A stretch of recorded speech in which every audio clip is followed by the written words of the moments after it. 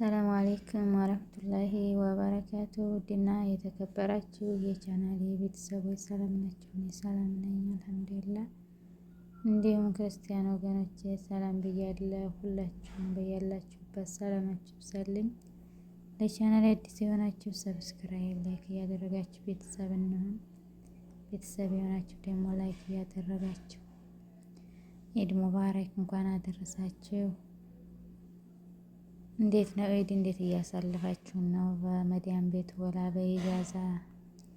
አይዞን አብሽሩ። ኢንሻአላህ ደግሞ የከርሞ ሰው ይበለን፣ በሰላም አላህ ያድርሰን። ይኸው እኛ መስጊድ እያልን ነው ልንሰግድ እላችኋለሁኝ።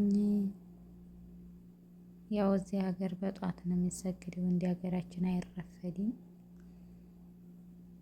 ሀገራችን ግን ትንሽ ይቆያል፣ ያኔ ይረፈዳል። እዚህ ግን ያው በድሬ ነው የሚሰገደው ማለት ነው።